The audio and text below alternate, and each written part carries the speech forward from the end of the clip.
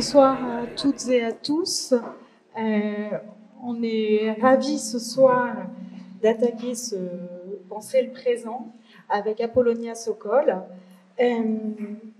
Donc c'est un Penser le présent un peu particulier, puisque c'est une entrée en matière pour moi. Et je suis donc ravie de cette compagnie ce soir, avec Apollonia Sokol, qui tu te définis comme peintre ou peintresse.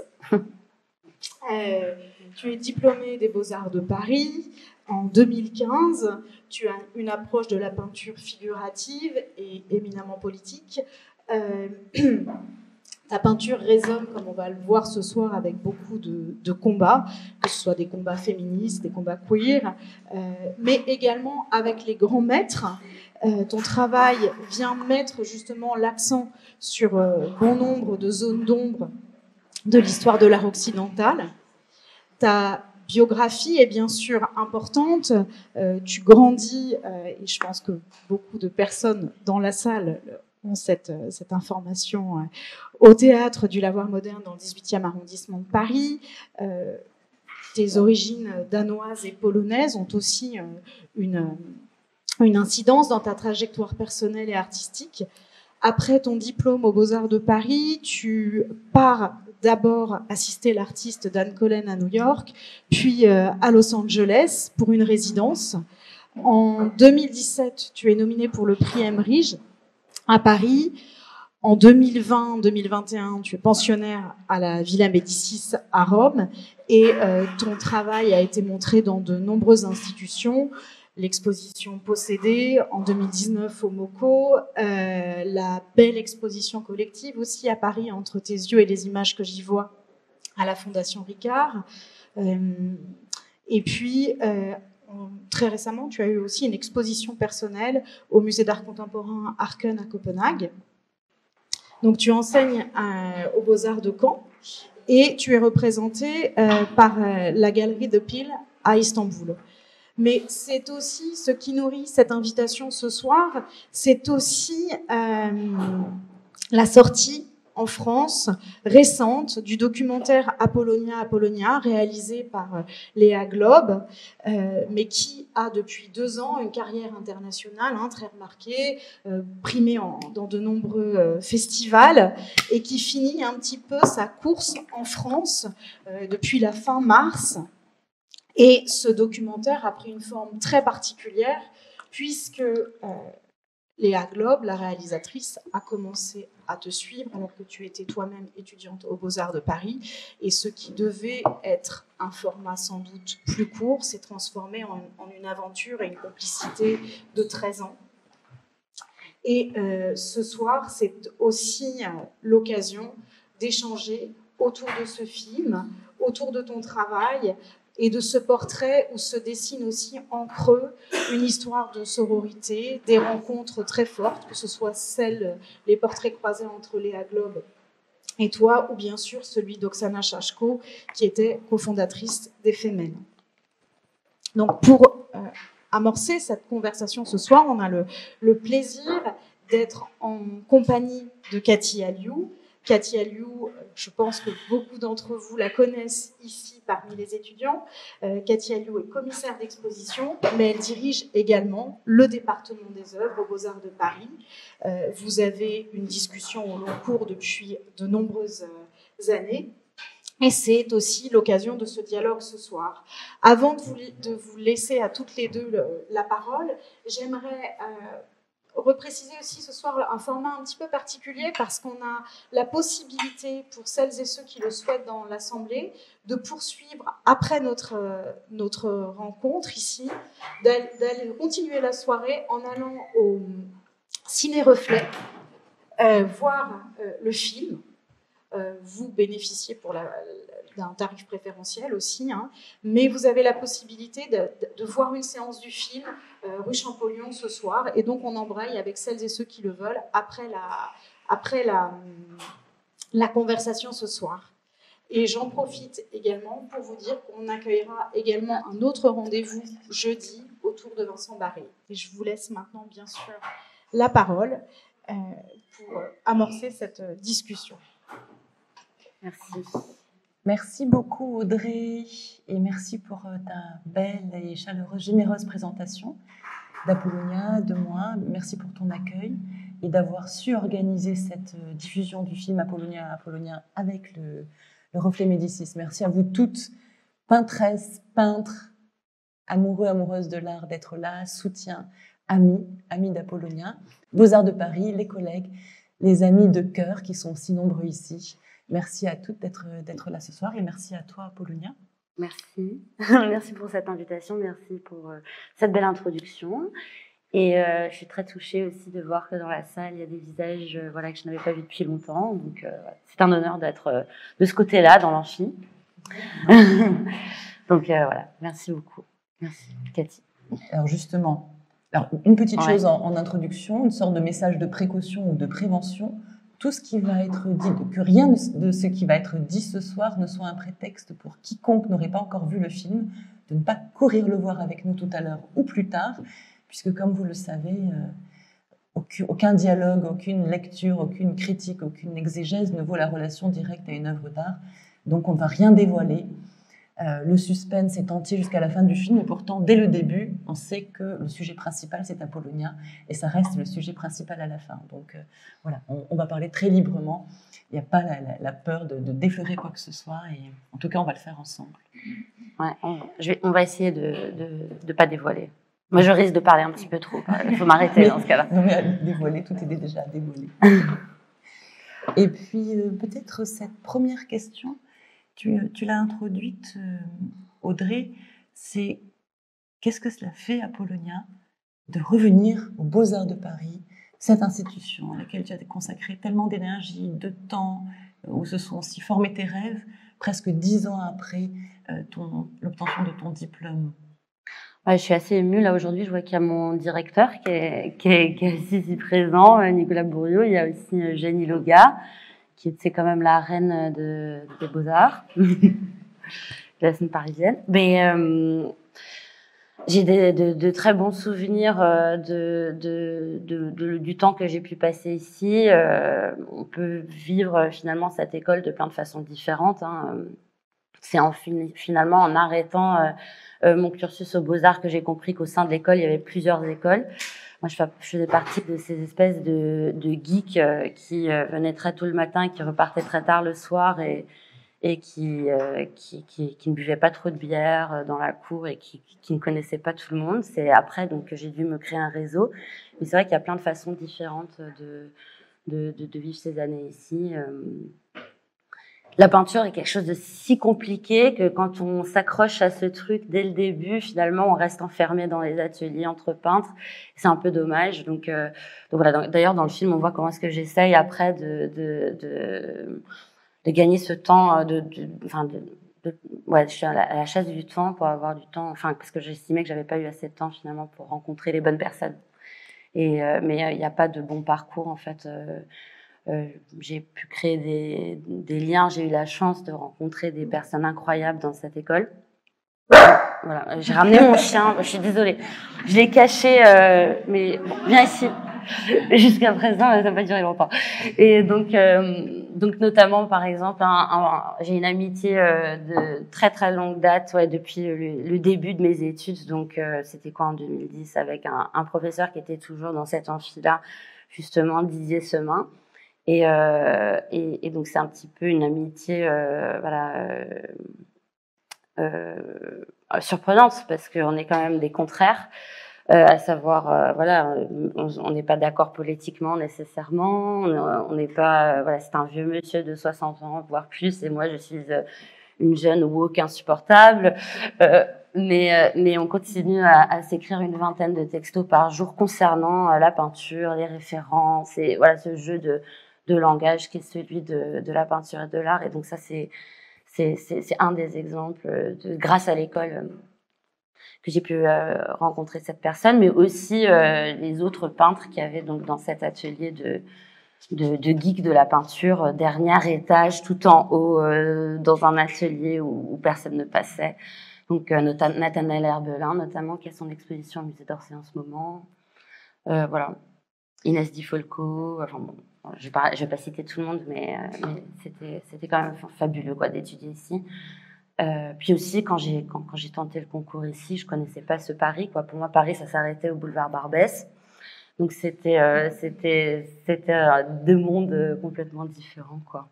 Ouais.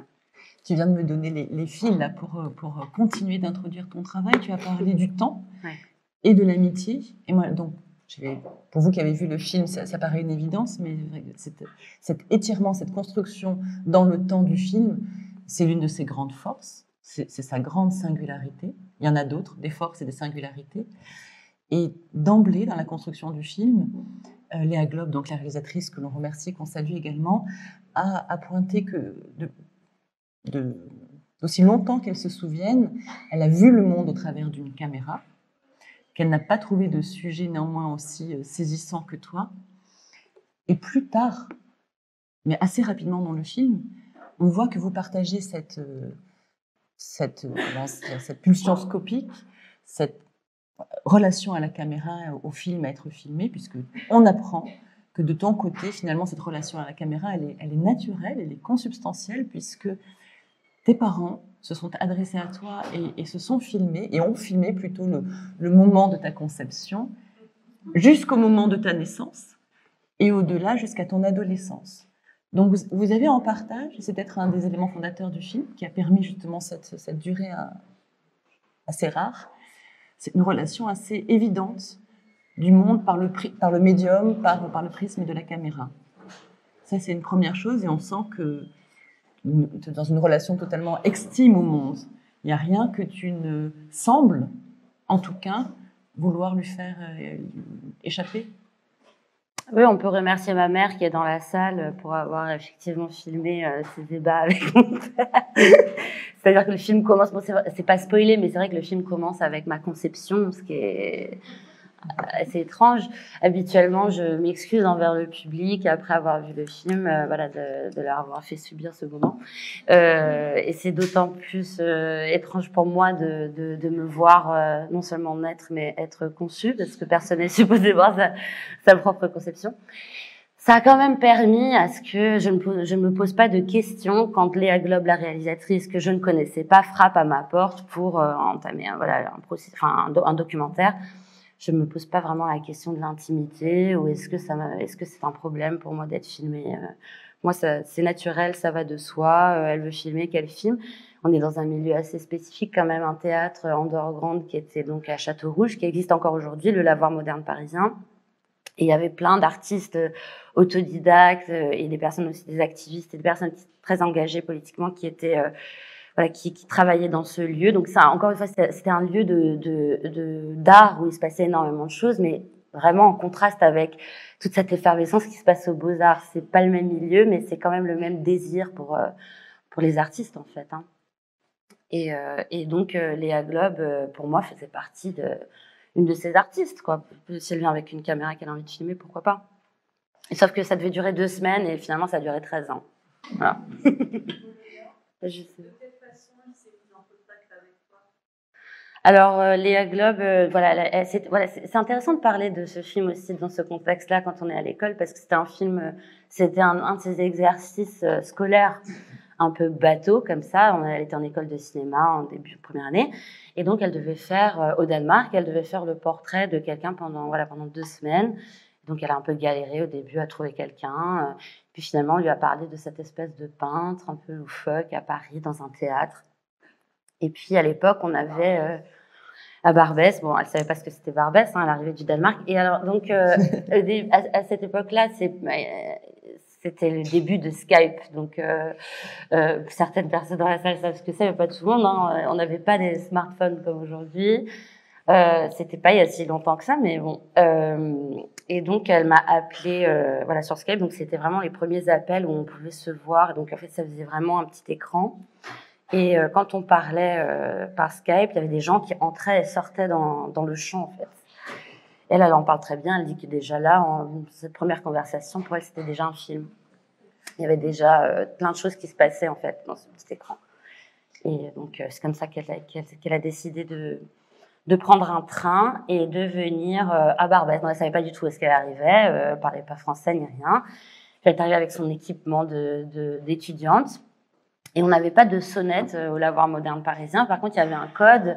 Quand on venait me voir, il fallait crier à ma fenêtre, Apollonia, Apollonia, 2 fois. Donc voilà, cette femme danoise protestante, cette jeune femme protestante, très très humble, très calme, elle s'est retrouvée dans la Goutte d'Or à crier Apollonia, Apollonia, ce qui par la suite sera le titre du film. Et la deuxième chose, au travers de l'amitié, qui est un sujet aussi, l'amitié, la sororité, qui est un sujet de ta peinture, qui se décline de différentes manières, qu'est-ce qui fait que vous avez été comme aimantées l'une à l'autre? Quelle relation de nécessité vous avez entretenue? De ton côté, on peut imaginer aussi que c'est l'envie d'une jeune peintre d'être présentée au monde et de documenter son propre devenir professionnel. Alors, c'est vrai que ce qui est intéressant avec ce film, c'est qu'il a été filmé donc, pendant les 15 dernières années. Il y a eu plein de révolutions sociales et puis on a réussi à mettre des mots. Aujourd'hui, il y a un vocabulaire pour parler de l'invisibilisation des femmes dans le monde de l'art, des choses comme ça. Bon, à l'époque, il n'y avait pas ça. Et ça peut être un peu étrange pour les étudiants de l'école aujourd'hui d'imaginer que personne n'était queer aux Beaux-Arts il y a 15 ans, que les seules personnes peut-être qui étaient ou qui pensaient l'être se cachaient dans l'atelier d'Anne Rochette. Et c'était vraiment une marginalité. Enfin, néanmoins, donc les questions de féminisme, c'est quoi en fait d'être une femme dans cette société? Au début du film, moi je ne savais pas que ça allait être un problème, en tout cas, ça allait être compliqué quoi. Ça allait être compliqué de peindre, ça c'est sûr, et de sortir de la précarité. Mais alors le fait que j'avais pas pensé que ça allait être un tel obstacle finalement d'être une femme. Mais la question de la documentation du travail d'artiste, bon, c'est bien évidemment c'est quelque chose auquel on pense quand même dès le début. Et c'est vrai que ce que Léa a fait finalement un peu inconsciemment un petit peu, parce que toutes ces révolutions elles apparaissent un peu dans le film et de façon inconsciente. On a eu besoin de ces 15 ans pour se déconstruire, comme on dit vulgairement, et de comprendre en fait toutes ces choses-là. Mais je pense que moi j'étais un petit peu arriviste. Je savais que si elle me filmait, il y aurait une trace de ma puissance voilà dans le temps. Mais je pense que elle, par contre, elle était un peu attirée par moi comme un aimant. Ouais, ça par contre, puisque c'était quand je disais 2 semaines, ça fait 13 ans, c'est quand même un peu long. Et à quel moment, si tu t'en rappelles, il y a eu l'évidence que ce film allait s'installer, que cette relation au travers du film allait prendre une tournure qui était vraiment celle qu'on lui connaît maintenant? Alors c'est un peu injuste ce que je viens juste de dire, parce que bon, je ne sais pas si vous avez tous vu le film ou pas, mais il y a différents moments c'est un documentaire qui prend tellement de temps, qui laisse la place à ça. Il y a une œuvre qui laisse la place le temps laisse la place à la profondeur, on va dire. C'est vrai qu'au début, elle est fascinée par ce qu'on pourrait appeler, encore une fois, c'est un peu bête comme on met la bohème, ou ce milieu en dehors de Paris. Mais donc il y a une espèce de fascination qui est presque, elle trouve ça exotique en fait, hein, c'est presque malaisant, je trouve, moi personnellement. Et puis au fil des années, je vais vraiment avoir besoin de sa caméra et la solliciter. Donc il y a différents rapports d'attirance et différents moments de désir où c'est moi vraiment qui va avoir, qui l'appelle. Et d'ailleurs, je vais l'appeler au téléphone d'ailleurs régulièrement quand il y a une tragédie qui se passe. Et puis elle en parle très bien. Elle raconte comment est-ce que parfois je l'appelle en disant voilà, c'est maintenant, il faut que tu viennes filmer tout de suite. Puis en fait, elle arrive quand même d'un autre pays.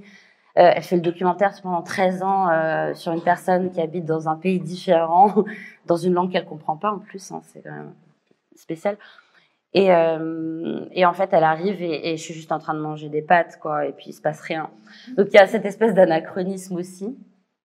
Mais c'est vrai que dans le film, on voit que les rapports de domination changent en fait. Au début, on est dans un truc très classique du documentaire. Donc comme je disais, c'était une étudiante.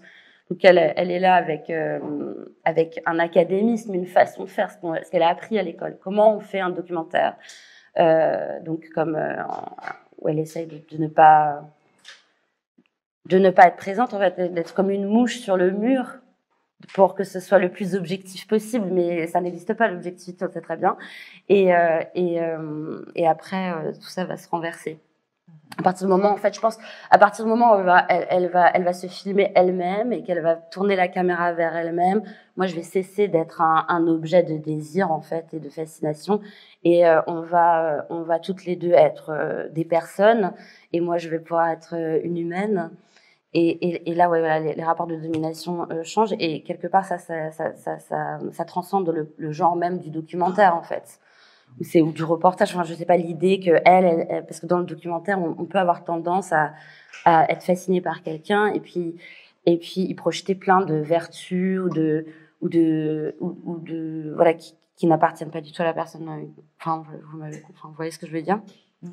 Et donc ça, c'est des choses qui m'ont beaucoup appris aussi par rapport à ce que je fais moi-même en tant que peintre qui peint des personnes que j'aime et qu'est-ce que c'est finalement de peindre quelqu'un? Est-ce que c'est lui donner du pouvoir ou est-ce que c'est lui enlever son pouvoir en l'immortalisant sous la forme d'une allégorie, par exemple?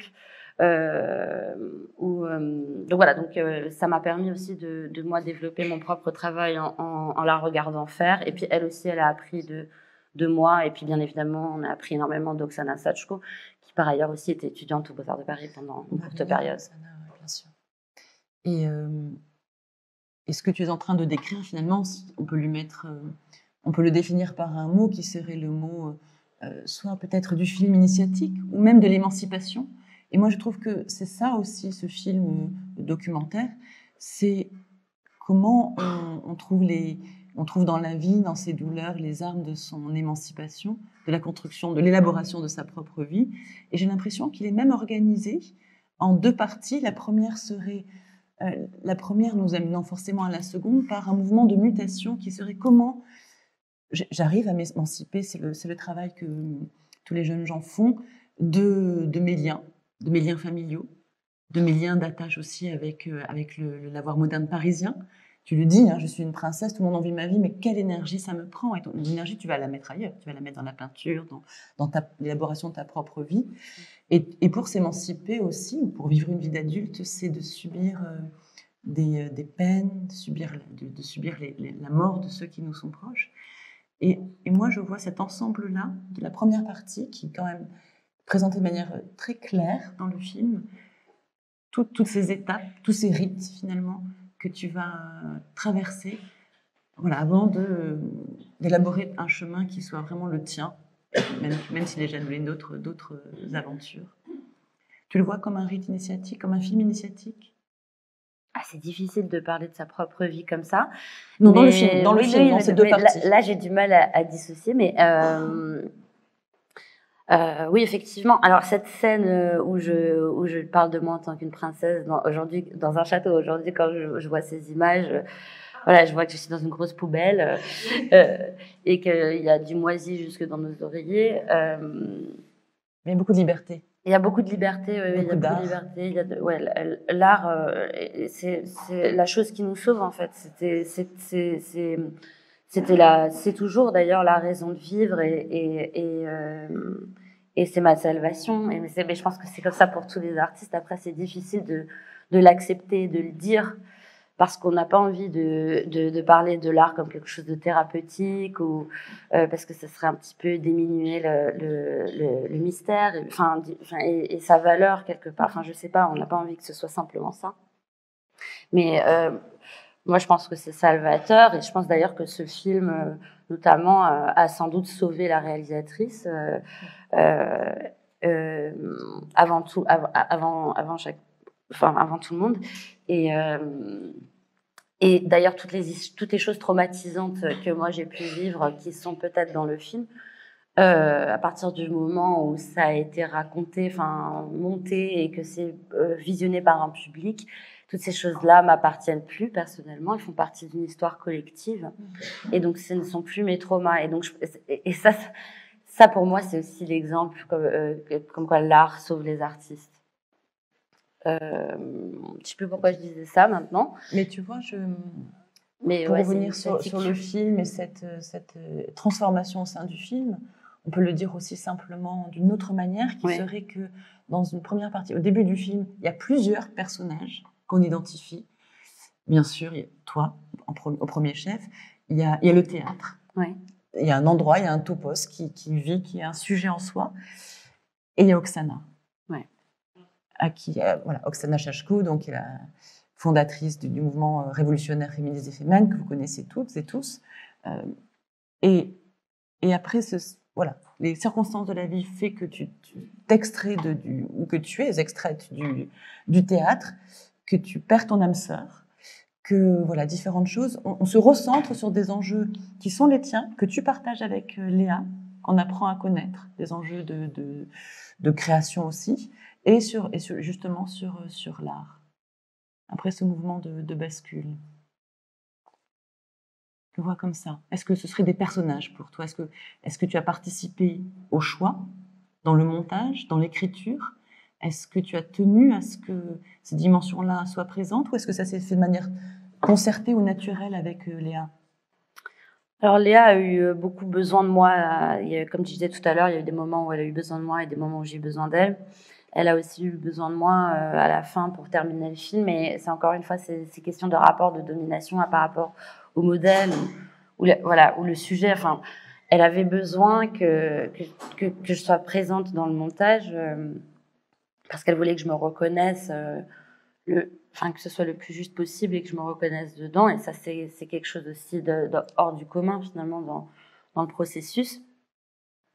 Où j'ai visionné, j'ai peut-être vu plus d'une 50aine de versions différentes du film. On disait mais non, ça c'est pas moi. Et par exemple, parce que bon, en fait, les films ça se fait à plusieurs. Il y a des producteurs, enfin là, en l'occurrence, c'est des productrices, mais il y a plein de gens qui ont leur mot à dire. Et elle est là en train de se battre avec toutes ces personnes qui disent voilà, le film doit être comme ci, le film doit être comme ça. Il y avait par exemple une version du film où on parlait pas du tout. Donc ce film, c'était vraiment des scènes de moi à la fenêtre, en train de réfléchir. C'est bien que je réfléchis pas du tout comme ça. Mais c'était très cinématographique. Je faisais même fumer une cigarette, comme ça. Et je dis mais Léa, on parle tout le temps. Moi, je suis tout le temps en train de parler. Et on parle tout le temps et donc elle a dû se battre avec les différents monteurs, les différentes personnes pour pouvoir y mettre sa propre voix, par exemple. C'est tellement important qu'elle soit dans le film, c'est 13 ans de sa vie. Je vais pas raconter tout ce qui se passe parce que certaines personnes l'ont pas vu, mais c'est initiatique pour elle aussi. Elle devient une artiste pendant le film. Elle accepte aussi sa vocation. Donc en fait, le titre Apollonia, il cache l'histoire de 3 personnes, parce que il y avait beaucoup de personnes qui disaient, mais plus spécifiquement 3 personnes. La réalisatrice qui devient donc qui est une artiste et qui l'assume peut-être à la fin, Oksana Chachko, qui finalement, c'est assez triste, mais pour trouver ça, pour être choisit finalement une voie qui est fatale. Et puis moi, qui me compromet peut-être, je sais pas, en tous les cas, qui fait tout pour l'art. Il faut pas que je raconte trop non plus. Mais donc oui, dans ce sens-là, oui, c'est pour moi, il y a ces trois personnes qui finalement, le fait qu'on soit 3, on est beaucoup plus, on est multiples. On est bien plus nombreuses. Je pense que beaucoup de femmes occidentales, parce que c'est aussi ces 3 femmes blanches, ça c'est aussi quelque chose par rapport au fait que le film soit féministe et qui dévoile des choses dans notre société, il dévoile des choses dans cette société-là, par rapport au plafond de verre, par rapport à la misogynie structurelle. Le fait qu'on soit multiple, ça devient, le fait qu'on soit 3, ça devient quelque chose dont beaucoup de personnes peuvent s'identifier, je pense. Oui, et ces régimes multiples de la féminité, non binaires, non essentialisés, on le retrouve aussi de manière directe dans ta peinture. Et oui. On va en parler aussi un petit peu de ta peinture, mais En effet, quand tu parles donc d'Oksana, de Léa, la réalisatrice, et de toi, la colonne vertébrale qui tient tout ensemble dans le film, toutes ces aventures, toutes ces destinées qui se rejoignent, c'est l'art ou c'est la peinture. L'art pour inclure aussi le travail que fait Léa, le travail de réalisation. Et d'ailleurs, c'est très fort pour Léa, puisqu'elle raconte au début du film qu'au travers de sa relation à son grand-père, elle avait une relation aussi très forte à la peinture. Pour toi, c'est une évidence, hein, ça vient comme ça en filigrane, mais de manière très forte, jalonner l'ensemble du film. Un moment d'une séparation amoureuse, tu demandes même à ton futur ex-partenaire de retarder un peu l'échéance de la séparation de manière à te laisser gagner le temps du travail ou mieux organiser ton temps de travail. Et puis tu le dis tout net, hein, dans cette idée de continuum, de continuation, je ne peux pas être séparée, parce que qui je suis et ce que je fais sont une même entité, une même unité, une même personne.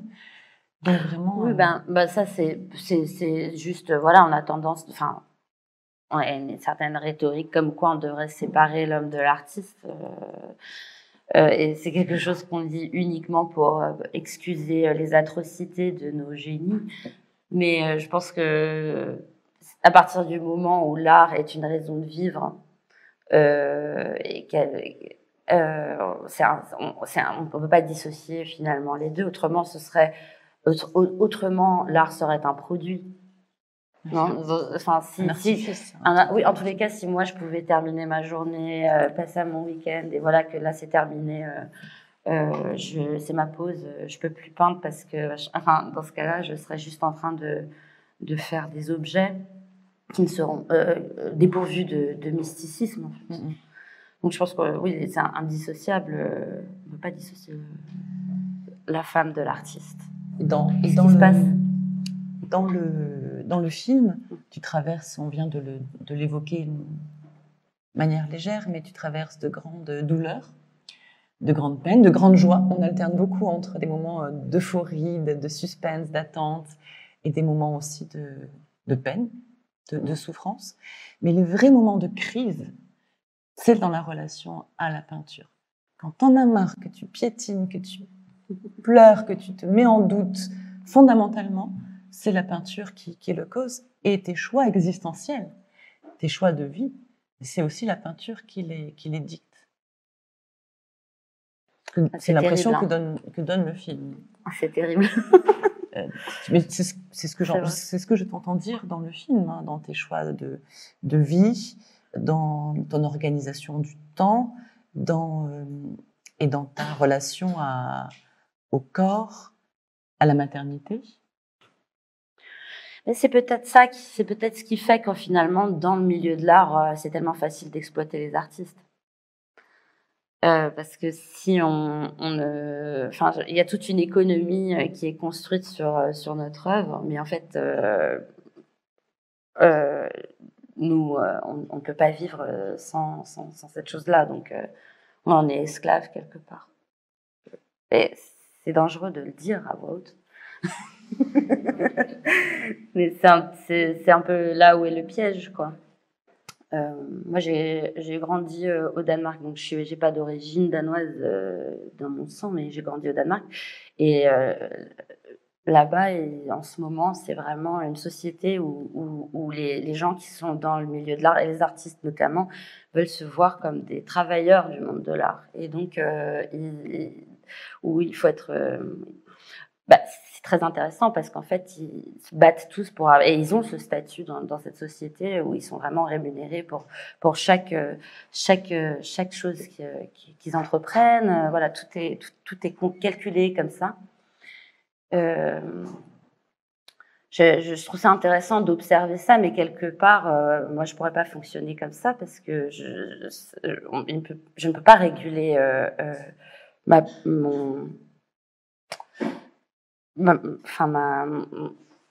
raison de vivre, je sais pas, j'ai pas envie d'utiliser la passion, mais en même temps, ces régularisations, elles sont nécessaires parce que ça les protège. Je sais pas, je me pose ces questions-là. Là, maintenant, je suis en train un petit peu de divaguer, mais c'est juste une société où ça fonctionne différemment et quelque part ça aseptise aussi un petit peu la passion, j'ai l'impression.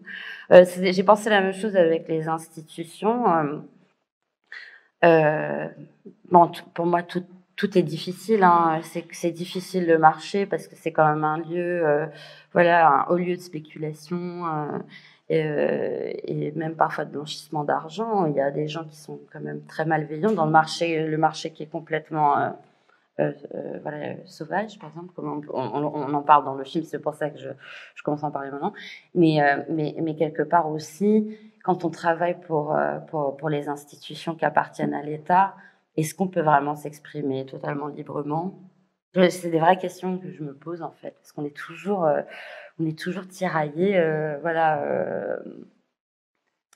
vers cette question de l'argent, en fait, hein, dans toutes les formes. Dans le film, il y a quand même une complexité que tu introduis. Tu dis à un moment qu'aux Beaux-Arts, ça t'a permis de rencontrer l'intelligence. Oui. Et qu'ensuite, tu as découvert ce que tu appelles le marché. Il y a même ce Satan de la spéculation qui serait Stéphane. Rappelle-moi son nom. Je ne sais pas si tu peux le dire quand c'est filmé comme ça. Non, je ne fais que répéter ce qui est dit dans le film. Ce ne sont pas mes propres mots. Mais c'est très drôle parce qu'il y a quand même énormément d'entrain et d'enthousiasme à découvrir. Cette manière une possibilité d'émancipation aussi par des moyens financiers et en même temps alors je la dévoile sans la décrire mais voilà, il y a cette pirouette littéralement que tu fais quand tu es accompagné sur un lieu d'art par ce fameux collectionneur spéculateur, je veux dire à partir des œuvres des jeunes artistes, où tu décides dans un endroit où c'est absolument pas conventionnel et non un usage et pas admis, de te dénuder. Et non seulement de te dénuder devant une grande œuvre qui est un plug anal, mais de le faire sous la forme on appellerait ça un pont, mais en réalité, c'est l'arc de l'hystérie. Donc, tu joues littéralement, tu mets en abîme, tu rejoues la question de l'hystérie à un moment donné où tu sais pas comment te sortir de cette situation à laquelle tu joues, tu es séduisante, séduite. C'est très drôle que la manière dont tu trouves, par les moyens de l'hystérie, cette porte de sortie du marché. Ouais, alors, il ne faut pas coucher pour réussir, mais il faut réussir pour mieux coucher, peut-être. Donc, j'essaie de... Non, mais je rigole par rapport à ça. Non, mais... Pardon. Moi, je n'ai pas de commentaires par rapport à ça. Non, c'est bien, merci. En fait, je dis ça parce qu'effectivement, à ce moment-là, on ne sait pas s'il s'agit vraiment de vendre mon travail ou vendre mon corps. C'est une situation dont je suis victime, bien évidemment, c'est toujours le cas. C'est vrai que donc c'est un moment de grand désespoir et j'ai appris par Oksana Sachko qui, elle, a utilisé son corps en tant qu'une arme. Que finalement, dans ce moment de désespoir où je n'avais rien d'autre, on va dire, que tout simplement mon corps, j'ai puisé dans mes références d'histoire de l'art, hein, grâce à Didier Semin et tous mes profs aux Beaux-Arts, Louise Bourgeois, et donc l'Arche de l'hystérie. Donc voilà, je me suis transformée en hystérique. Et donc j'utilise ce mot bien évidemment avec des pincettes. Hein, je sais que ce que veut dire l'hystérie. Quand même, enfin, je pense que vous savez toutes et tous l'histoire de l'hystérie, notamment par rapport à la France, hein, parce que c'est quand même Charcot était un médecin qui était basé à Paris, à la Salpêtrière, avait presque 500 patientes pour un seul médecin qui torturait de toutes les façons possibles, voilà, pour les faire passer par des phases d'hystérie, enfin des crises d'hystérie qui seraient en plusieurs phases. Et notamment la dernière phase qui est la emblématique, voilà, c'est celle de l'Arche, qui est la blasphémie par excellence, hein, parce que ce serait donner sa vulve à Dieu. Et c'est vrai qu'en faisant ça dans l'espace public devant le butt plug de McCarthy, j'ai sauvé ma peau parce que j'ai fait peur. Donc ça, c'était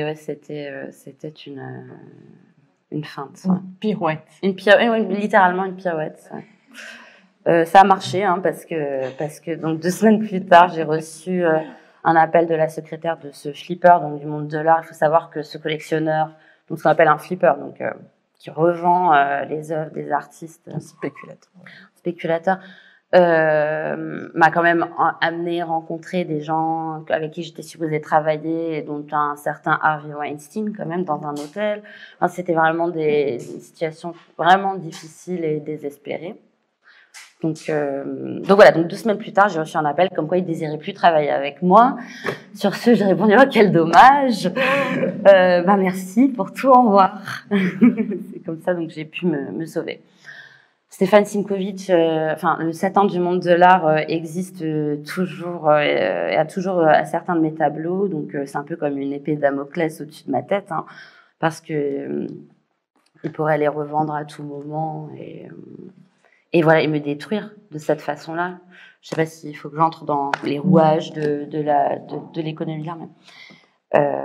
Et aujourd'hui, il s'est présenté en tant que homme politique à Los Angeles, donc il est d'autant plus dangereux, je pense, maintenant pour moi. Mais enfin, tout est dit dans le film et assez clairement. Voilà. Pas besoin de rajouter, mais tu viens d'introduire la question du corps, quand même, qui est extrêmement importante, qui est un sujet aussi de tes peintures.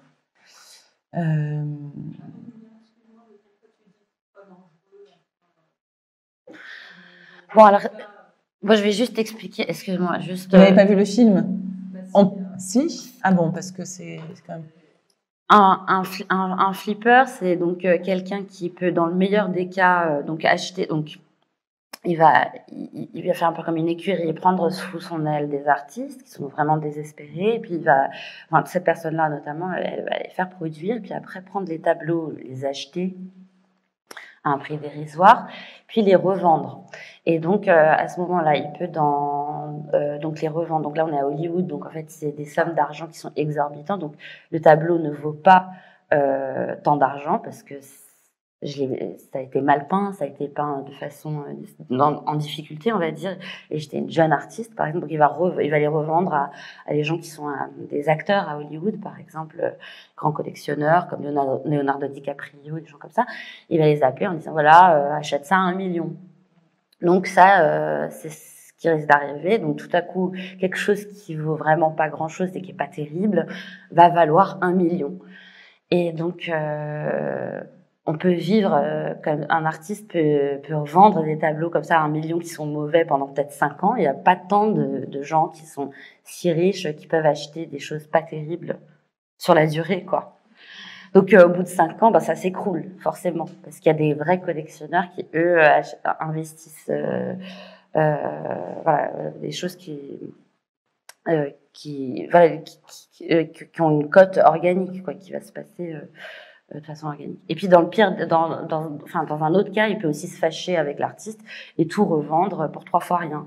Et donc là, dans ce cas-là, il fait descendre la cote très rapidement. Donc dans un cas où la cote elle est dévaluée tout de suite, c'est un problème parce qu'on a essayé de construire quelque chose pendant quelques années, puis on recommence à zéro et une fois qu'on a été dévalué, c'est très difficile de remonter. Mais dans le cas où il les vend très très cher, c'est encore plus compliqué parce que c'est pas la véridique valeur des choses et ça ne peut pas durer. Une artiste aimerait vivre longtemps. Moi, je préférerais quand même vivre longtemps, quoi, et pas mourir au bout de 5 ans.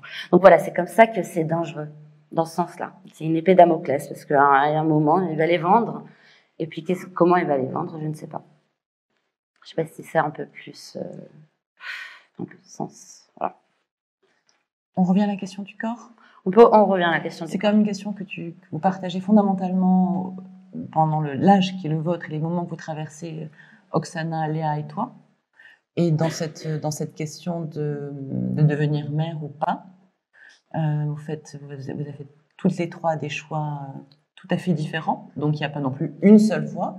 Comme dans tes tableaux, les voies sont multiples et ouvertes. Qu'est-ce que tu veux nous dire de ça? Alors, la tienne, pour te faciliter les choses, elle est très claire aussi, tu l'énonces. Et tu vois comme un empêchement, une opposition radicale, en tout cas au moment du film. Je ne veux pas parler de détermination à venir. À ce moment-là, le personnage que tu es dans le film exprime une opposition radicale entre le temps nécessaire et la concentration nécessaire à se devenir peintresse et ce que tu supposes, le temps nécessaire à la maternité. Voilà, alors que Oksana le voit aussi d'une manière radicale, mais le définit totalement autrement, dans la question d'un rapport à l'âge, à la vieillesse, à se voir vieillir, alors que Léa, et ça c'est quelque chose qu'elle ouvre de manière très généreuse dans la deuxième partie du film, invite, assez généreuse, parce que je pense qu'elle a plusieurs enfants, Léa, hein, invite la maternité à l'image, et y compris en montrant cette maternité qui est fatale, qui l'a été pendant des décennies, des siècles, et qui peut l'être encore, à laquelle elle échappe, cette issue fatale, de manière in extremis. Mais donc, c'est un vrai sujet, comme dans tes peintures, et au moment du film, elle est ouverte de manière différente par ces trois personnages. Ou une jeune femme du XXIe siècle, dans quelle lecture nocive tient-on l'idée radicale qu'il y ait une opposition fatale ou nécessaire entre le devenir artiste et le devenir peut-être mère? Alors oui, mais ça c'est peut-être mon côté un petit peu rétro finalement, années 80, hein, qui dit oui, je peux pas faire d'enfant parce que je suis peintre et voilà, c'est tout. Parce qu'aujourd'hui, bien évidemment, c'est parce qu'on t'a enseigné aux Beaux-Arts de Paris, là, tes professeurs dont tu parles, je suppose. Majoritairement des mecs. Non, mais je sais pas, j'avais cette idée comme quoi, effectivement, je ne pouvais pas faire d'enfants. On a plein d'exemples d'artistes incroyables qui ont des enfants et leurs enfants vont très bien en même temps. Donc, mais je pense que c'est l'obsession de Léa. Léa, elle veut faire des enfants. Elle est complètement mon contraire de toute manière. Et c'est elle qui pose tout le temps la question des enfants. Et elle me saoule d'ailleurs, elle me fatigue. Hein. Elle me pose tout le temps la question des enfants. Et encore aujourd'hui, elle me dit quand même, tu serais une très bonne mère. Hein. Et d'ailleurs, je te remercie d'avoir formulé voilà, cette question de telle façon où tu parles de ma vision de l'époque et voilà qu'elle peut changer parce que c'est vrai qu'on est fluide et on peut changer. Absolument. C'est ça qui est intéressant aussi d'accepter la part animale en soi. Voilà, je suis désolée.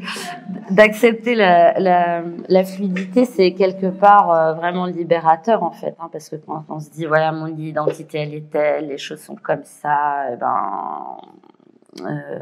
on est dans une souffrance. Hein. Bien sûr. Donc c'est important de pouvoir changer d'avis, mais comme c'est important de pouvoir changer de tout en fait, c'est pour ça que je parle de la fluidité en général.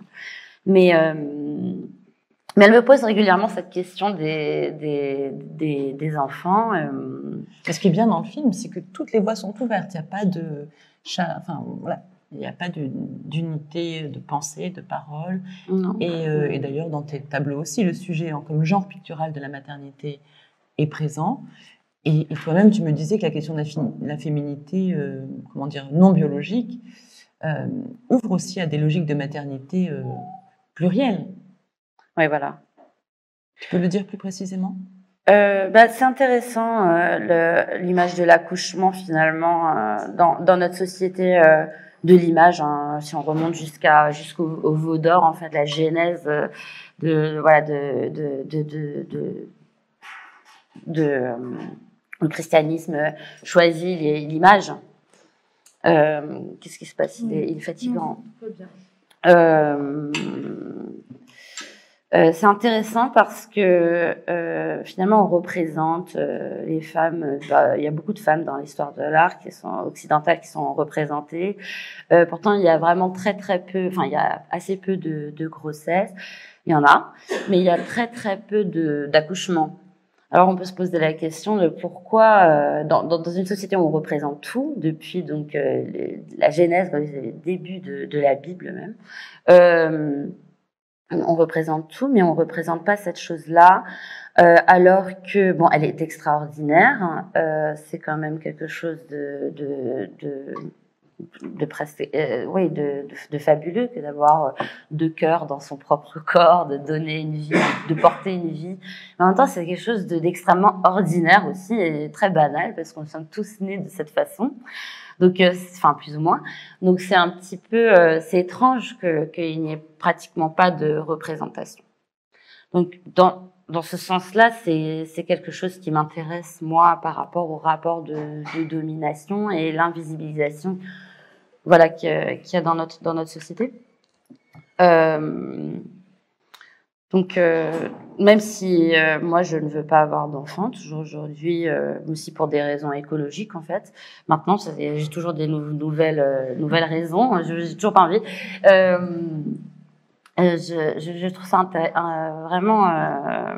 J'ai trouvé ça vraiment. Et encore aujourd'hui, je travaille ce sujet, voilà, de la grossesse, parce que on pourrait dire vulgairement, on pourrait dire qu'il y a trois rôles dans notre histoire de l'art qui sont attribués à la femme. On va dire, il va y avoir la Madone, donc qui est très passive par rapport à la création, hein, qui a donné son consentement pour être engrossée, qui tient d'ailleurs son Christ un petit peu comme ça en retrait, qui est un vieillard, hein, voilà, qu'elle n'a pas du tout fait elle-même. Donc ça, c'est la Madone, qui est passive. Il y a la martyre, donc à qui on a coupé les seins, arraché les yeux, fait plein de choses, violé. Voilà, elle est représentée tout le temps, que ce soit Suzanne et les vieillards ou voilà dans les saintes. Enfin voilà, on a plein de scènes de viol. On a beaucoup de martyrs, même dans le cinéma. Et puis on a la femme fatale, donc celle qui va manger ses enfants, tuer les hommes. Ouais, c'est vraiment ces trois rôles. Et moi, j'ai l'impression que l'accouchement, la personne qui accouche, elle représente finalement le pouvoir de la vie et de la mort. Et c'était comme si ça, c'était difficile de représenter du fait que le pouvoir de la vie et la mort, dans une société patriarcale et chrétienne, c'est finalement représenté, incarné par un dieu qui serait un vieux mec, un homme de 60 plus, et c'est lui qui a le pouvoir de la vie et de la mort. Ouais, je me suis posé toutes ces questions-là, et c'est pour ça que ça revient. Mais c'était aussi un combat avec la production et les gens qui ont fait le film, et avec Léa elle-même, qui a plein de tabous, de blocages, ça par rapport à son protestantisme. Il y avait donc ces images de ma naissance. Donc c'est les années 80, beaucoup de gens ont des caméscopes, c'est nouveau, hein. On fait des home vidéo, les premiers films comme ça. Et donc mon père fait partie de ces gens-là qui ont donc cette caméra qui filme ma naissance, la naissance. Et donc dans un des montages au début, enfin pendant longtemps d'ailleurs, la réalisatrice a rogné sur le visage de ma mère pendant ma naissance. Et donc, non, mais c'est pas grave, hein. Et donc, et donc moi, je disais, mais Léa, en fait, pourquoi est-ce qu'on ne montre pas quand on a les images, pourquoi tu me montres pas en train de naître, en fait, parce que les images sont explicites quand c'est pas rogné. Et c'était vraiment, elle pouvait pas. Et je dis, mais en fait, il y a aucune honte dans le fait que je sois née. Et donc finalement ça figure dans le film en entier, j'en suis assez fière, et elle a dû se battre oui pour pouvoir le montrer, et c'est quand même incroyable que ce soit controverse. Et c'est pour ça aussi que je suis allée à la Villa Médicis en fait pour travailler sur Artemisia Gentileschi, et elle est sur c'est pas parce que elle a fait ce tableau qui est vraiment connu depuis peu de temps, en fait, parce qu'Artemisia Gentileschi a quand même disparu de l'histoire de l'art pendant 500 ans et a réapparu dernièrement, notamment avec un petit peu, il y a une vingtaine d'années, il y avait une expo à la Pinacothèque, mais en 2019, elle avait une énorme exposition à la Tate Moderne, je crois, ou à la National Gallery, je sais plus, mais il se trouve que c'était pendant le Covid, donc personne l'a vu. Et donc c'était une artiste très très importante en Italie. Je me rappelle plus maintenant des dates exactes, mais c'est un peu après Caravage. C'est quoi, 1658? Bon, bref. Et donc voilà, je vais pas raconter. Il y a tout un scandale autour d'Artemisia Gentileschi que je ne veux pas raconter ici, parce que souvent quand on parle d'artistes femmes, on parle du scandale. Et donc, quelque part, c'est encore une fois de les invisibiliser, parce qu'on regarde pas leur travail, on regarde le scandale, la biographie de l'artiste. Mais donc, Artemisia Gentileschi était une artiste très, très connue. Après ce scandale, on a toutes les archives, tous les correspondances, tous ses lettres, tous ses tableaux. Et néanmoins, elle a quand même été complètement effacée de l'histoire de l'art, et voilà, et effacée des livres. Il y a très peu de livres à son sujet. Et elle a fait donc ce tableau. Donc, elle a subi un viol qui était terrible. Et elle a fait ce tableau, qui est Judith décapitant Holoferne, donc une scène biblique qu'on pouvait donc peindre à l'époque. Et donc il y a 3 lectures sur ce tableau. Il y en a une où c'est Judith qui décapite Holoferne, lecture classique. Deuxième lecture, on reconnaît son violeur dans Holoferne et on reconnaît Artemisia dans Judith. Donc en fait c'est la mythologie personnelle où elle donc décapite son bourreau. Et la 3e lecture, qui est une lecture féministe, en fait, dans la composition, on pourrait reconnaître un accouchement quelque part. Donc, hélas, bon, j'ai pas l'image ici, mais on voit donc que les bras d'Holoferne ressembleraient à des cuisseaux et l'angle de vue, voilà, ressemblerait à un accouchement à cette époque-là à Rome. Donc, quelque part, cette artiste-là a fait un tableau encore plus actuel et encore plus controversé, du fait que ce soit une tentative de représenter le pouvoir de la vie et de la mort, littéralement, quand elle décapite Holoferne ou Tassie, ou quand elle accouche Tassie. Et je trouve ça super intéressant. Mais ça ne veut pas dire que j'ai envie d'avoir des enfants. Mais pour revenir sur les enjeux de pouvoir, et pour s'acheminer vers la fin de notre entretien et laisser la place aux questions,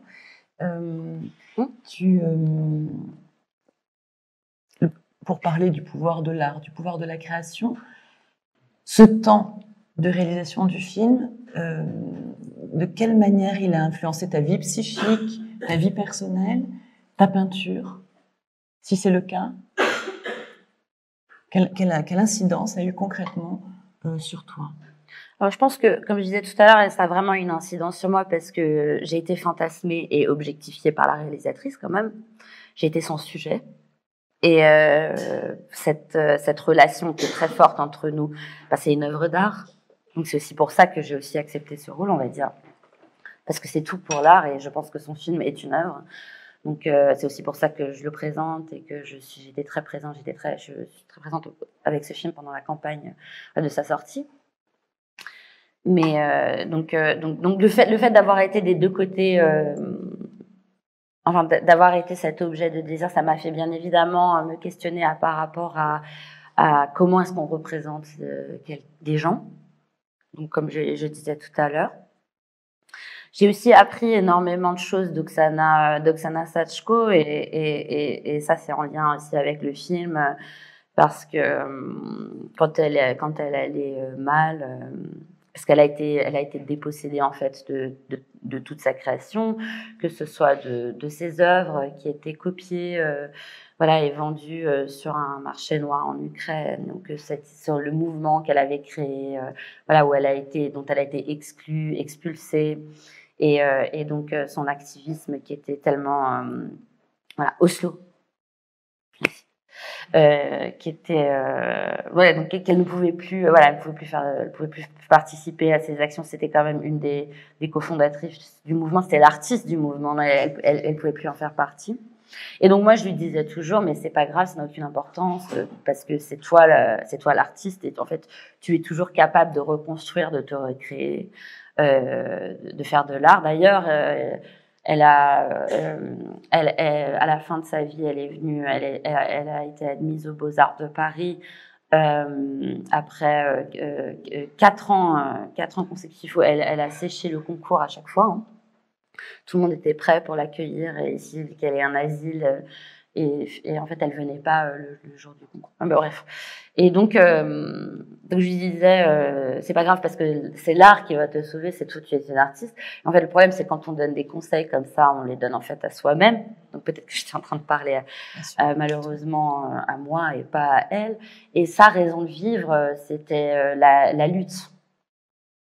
Et non, et donc effectivement les Beaux-Arts n'allait pas la sauver par rapport à sa souffrance. Même si les étudiants ici sont en lutte, en ce moment, je sais qu'il y a des rassemblements pour les causes politiques, mais c'est quand même, c'était pas le, enfin, c'était des conseils qui m'étaient destinés à moi en fait. Et donc c'est mon plus grand regret d'avoir pas pu lui venir de ne pas avoir eu les ressources de l'aider comme il fallait. Mais par contre, ce que j'ai appris, c'est une fois qu'elle n'était plus, que j'ai un devoir en tant qu'artiste et par rapport aux images que je crée, aux tableaux que je fais, que j'ai un devoir d'utiliser la peinture en tant qu'une arme en fait. Et c'est malheureusement, elle n'est pas là pour me voir. Peut-être qu'elle serait contente, elle serait fière qu'enfin je me suis engagée par le biais de la peinture, parce que c'est la seule chose que j'ai qui m'appartient. Mais je pense que ça, j'ai vraiment appris de elle et du fait de la voir dans le film aussi. J'ai appris d'avoir d'utiliser la peinture en tant qu'une arme. Pas une arme politique, mais en tous les cas de réfléchir à qu'est-ce qui vaut d'être peint aujourd'hui et pour qui je peins et comment le faire. Mais ce dont tu témoignes une partie de ta relation à Oksana me fait finalement redouter de t'adresser cette dernière question, puisqu'en ce moment c'est les diplômes aux Beaux-Arts de Paris. Sur la question du conseil, je me disais, même s'ils n'ont pas l'air d'être très nombreux, mais parce qu'ils ont une bonne raison, ils passent leur diplôme, mais les étudiants, il y en a quand même dans la salle, et que ça fait quand même pas si longtemps, mais tu as quand même beaucoup traversé une vie, des épreuves de vie. Non pas un conseil, mais parce que ou alors on pourrait aussi le traduire autrement. À qui tu t'adresses dans le film? Tu sais que tu es filmé, à qui tu t'adresses? Tu t'adresses à Apollonia dans 5 ans, dans 10 ans, dans 20 ans, quand tu as une grande fin. Tu t'adresses à un public imaginaire. Et qu'est-ce que tu pourrais dire aux jeunes artistes d'aujourd'hui, aux étudiants, ceux que tu as pu fréquenter il y a 10 ans? Je pense que c'est difficile. Bon, alors déjà, je ne tiens pas rigueur du fait que les étudiants ne sont pas trop présentes aujourd'hui, mais quand j'étais ici, je venais très rarement aux événements qui se passaient en dehors des cours, parce qu'on est pris par notre propre travail. Mais donc... À qui tu t'adresses, toi, dans le film? Dans le film, je sais pas. Je m'adresse à moi, je pense.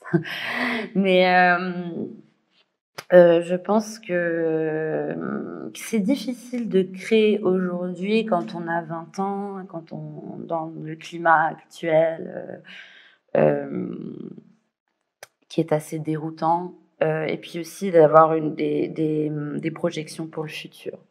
Moi, quand j'étais étudiante, il y avait quand même tout ce fantasme, encore des résidus de ce fantasme qu'on allait créer une légende, qu'on allait créer une histoire, qu'on peignait pour les générations futures, post-mortem, quoi, carrément.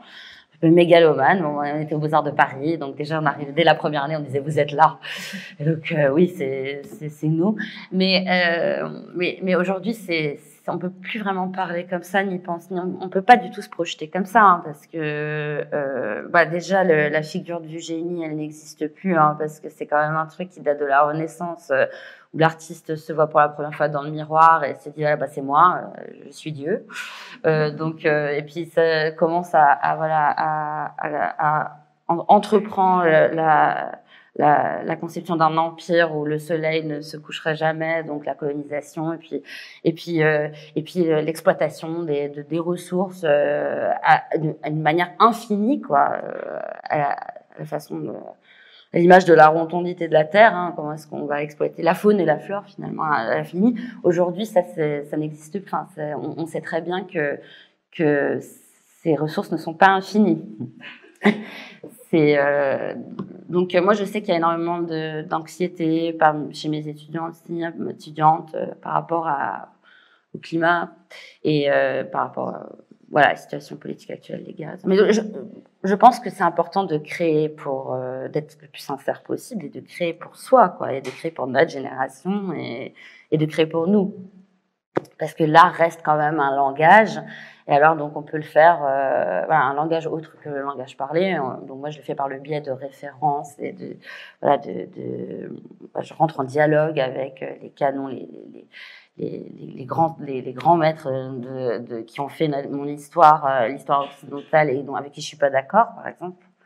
Et donc ces tableaux, ils sont destinés à mes contemporains, je pense. Et c'est vrai que c'est une délivrance de penser comme ça, quoi. On peint pour nous. Voilà.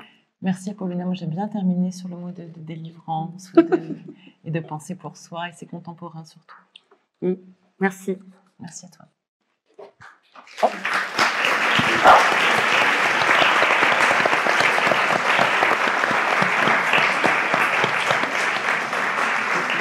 Oh.